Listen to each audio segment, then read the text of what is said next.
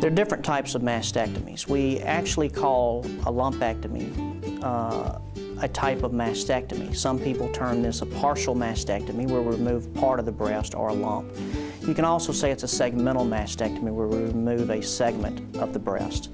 Typically, when we say the word mastectomy, we're talking about one of two different types of procedures. The first is called a simple mastectomy, where we remove most of the breast tissue along with the nipple or Ritter complex. A modified radical mastectomy removes that tissue plus removes the lymph nodes under the arm. Usually large cancers require a mastectomy. In addition, if you have more than one cancer in the breast, a lot of times that will also require a mastectomy. You're going from a perfectly normal breast to a straight incision across the chest wall with all of the breast tissue removed. So mastectomy is, of course, the most disfiguring surgery that we perform. However, these days we have very good reconstructive techniques that actually utilize a plastic surgeon who will come in after the mastectomy is completed or sometime in the future and rebuild the breast mound. Some patients, it doesn't bother them psychologically at all, but some people, even after reconstruction, tend not to be quite as happy. What I always tell patients is that nothing's as good as what God gave you. The plastic surgeon is going to do his best to provide reconstruction and give you an outcome that you're happy with. Mastectomies typically are not painful procedures. It's amazing, but most patients take very little pain medicine.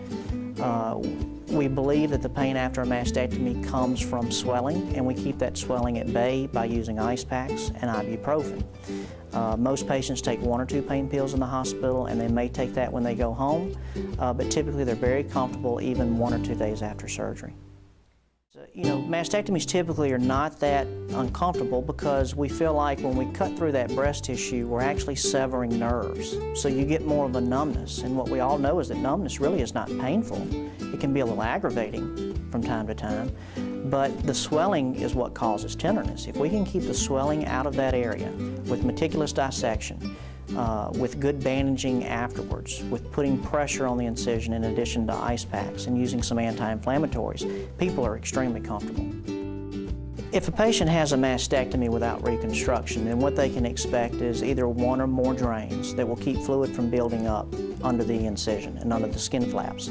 Those drains actually poke out of the skin, and we usually tack them to the bra using a safety pin. If they look at the incision, they may notice a little swelling in the entire area. Some patients do have a little bit of bruising, but typically it's a very straight scar that really won't bother the patient that badly. The scars can be put in many different directions depending on where the cancer was in the breast. The typical incision does go across the chest wall, but they can be really oriented in any plane in order to achieve negative margins. After a patient has a mastectomy, they will be a little bit slower moving. The reason is because we have removed the breasts. We have provided an entire chest wall area that can cause some swelling and tenderness. And we have 2 drains that really kind of slow down people more than anything else.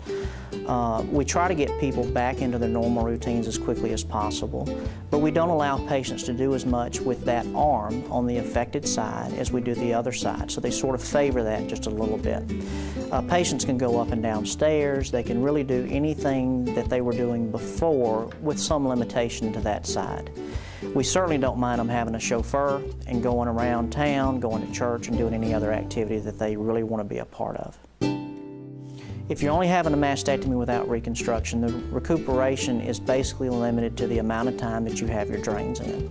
Most drains are out within about 10 days, 10 to 14 days.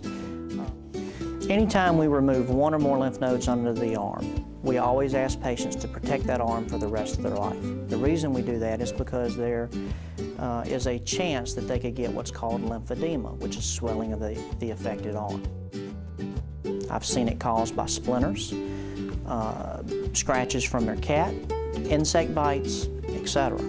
So we ask that they not have any blood pressure cuffs put on the affected arm. They don't allow blood sticks or blood draws from the affected arm.